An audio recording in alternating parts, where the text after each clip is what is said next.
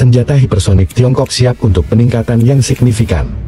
Menurut para ilmuwan yang terlibat dalam sebuah proyek untuk mengembangkan kendaraan luncur hipersonik tipe baru HJV, menggunakan lintasan yang mirip dengan skipping stone atau batu lompat, kendaraan luncur hipersonik dapat menyelam ke dalam dan melompat keluar dari atmosfer berulang kali dengan kecepatan 15 Mach berkat booster bahan bakar padat baru.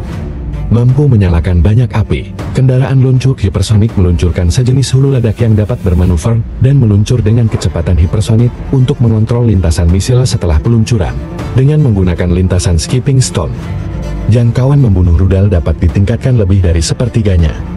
Memperluas penggunaan utama pesawat layang hipersonik, mulai dari konflik regional hingga operasi global. Senjata hipersonik generasi baru ini memiliki keunggulan signifikan di bidang militer, aplikasi yang menampilkan jarak jauh, kemampuan manuver yang tinggi, dan tak bisa diprediksi.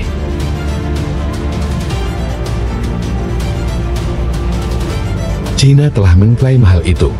Teknologi senjata hipersonik akan menjalani peningkatan yang inovatif, didorong oleh proyek baru berfokus pada peningkatan kendaraan luncur hipersonik HJV. Menurut SMP yang berbasis di Hong Kong, ilmuwan yang terlibat dalam inisiatif ini sedang mengembangkan HJV baru yang menggunakan lintasan skipping stone, memungkinkannya untuk menyelam ke dalamnya dan melompat keluar dari atmosfer dengan kecepatan melebihi 15 Mach. Progres ini telah difasilitasi dengan hal baru, yakni booster bahan bakar padat yang dirancang untuk banyak pengapaian, kendaraan luncur hipersonik yang bermanuver dan meluncur dengan kecepatan hipersonik, menawarkan kontrol yang tepat atas lintasan rudal pasca peluncuran. Skipping stone yang diperbarui sangat meningkatkan jangkauan rudal, meningkatkannya lebih dari sepertiga. Perbaikan ini mengubah ruang lingkup operasional pesawat layang hipersonik dari konflik regional hingga misi global. Ilmuwan Cina telah menguraikannya, keuntungan dari senjata hipersonik generasi baru ini, dalam makalah terbaru diterbitkan di jurnal Astronautika Tiongkok. Manfaat utamanya mencakup jangkauan yang lebih luas, kemampuan manuver yang tinggi, dan tidak terprediksi, atau fitur yang membuat senjata ini tangguh dan mudah beradaptasi dalam peperangan modern. Konsep kendaraan luncur hipersonik berakar kuat pada proposal sejarah. Pada akhir tahun 1940-an, Qian Susan, pelopor peroketan Tiongkok, membayangkan pesawat layang hipersonik dibawa oleh roket yang akan meluncur kembali ke bumi, hanya didukung oleh gaya angkat aerodinamis. Konsep ini dikenal sebagai lintasan Qian Susan, menjadi dasar bagi senjata modern luncur hipersonik Tiongkok, seperti rudal di F-17.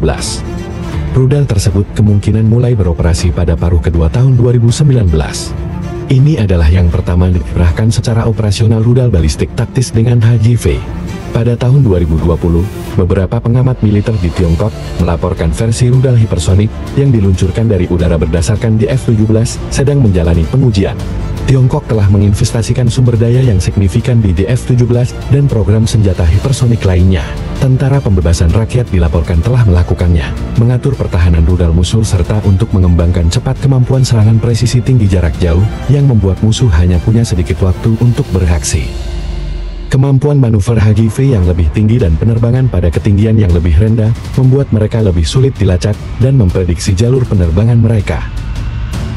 Menantang sistem pertahanan rudal balistik warisan kemajuan baru Tiongkok dalam persenjataan hipersonik mungkin menimbulkan tantangan serius bagi Amerika Serikat yang mengalami kesulitan dalam pengembangannya dan menerapkan sistem hipersoniknya.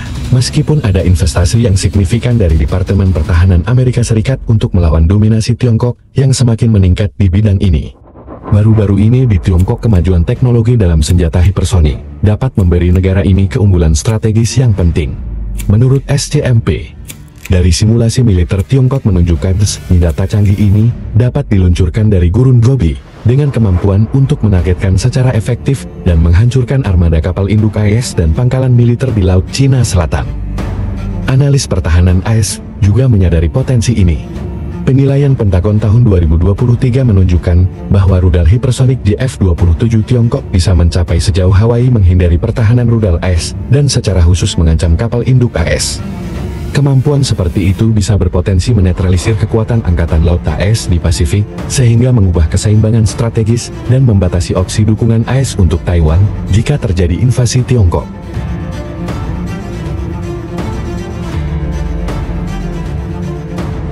Tantangan dengan sistem hipersonik ini terletak pada kemampuan manuvernya yang luar biasa sepanjang jalur penerbangan mereka.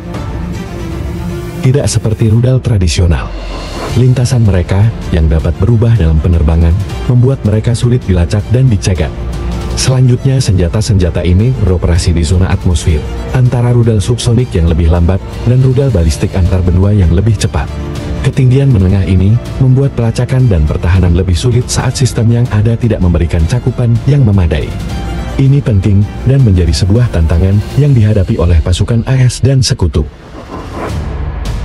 Dan Rusia maupun Tiongkok, meskipun pesawat layang hipersonik baru Cina mempunyai potensi untuk melintasi dunia, ada beberapa kendala untuk menyelesaikan realisasi teknologi ini. Teknologinya belum ada persyaratan tempur yang sepenuhnya terpenuhi, terutama mengenai fleksibilitas lintasan dan kemampuan untuk menghindari wilayah udara tertentu.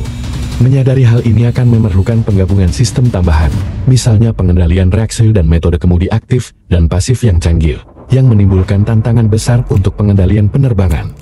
Namun Cina sedang melakukan tes ekstensif untuk mengatasi masalah ini. Itu masih harus dilihat berapa lama waktu yang dibutuhkan untuk teknologi ini untuk beralih dari pengembangan ke implementasi. Dan apakah pada akhirnya hal itu akan menjadi efektif dalam skenario pertempuran. Konsep ini menjadi dasar bagi senjata luncur hipersonik modern Tiongkok, seperti rudal di F-17. Rudal tersebut kemungkinan mulai beroperasi pada paruh kedua tahun 2019. Ini adalah yang pertama dikerahkan secara operasional rudal balistik taktis dengan HJV. Tim Yang mengatakan teknologi saat ini masih belum sepenuhnya memenuhi persyaratan for actual combat. Militer menuntut agar pesawat itu mampu secara fleksibel mengubah lintasannya untuk melewati wilayah udara teritorial tertentu. Ini membutuhkan peralatan bantu tambahan seperti sistem kendali reaksi. Tokoh sejarah lainnya Eugen Sanger, seorang ilmuwan Austria.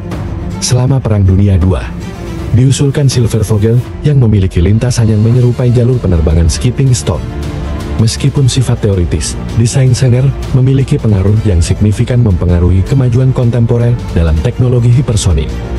Tim Tiongkok telah membuat kemajuan dalam pengoptimalan lintasan Sanger untuk kendaraan luncur hipersonik modern. Desain pesawat baru mereka menampilkan tubuh ramping dengan sayap terintegrasi, telah diuji melalui simulasi numerik dan percobaan terowongan angin, dengan berulang kali melompat ke atas atmosfer. Pesawat ini diproyeksikan mencapai kecepatan hingga Mach 20 dan bertahan di Mach 17 selama lebih dari setengah jam.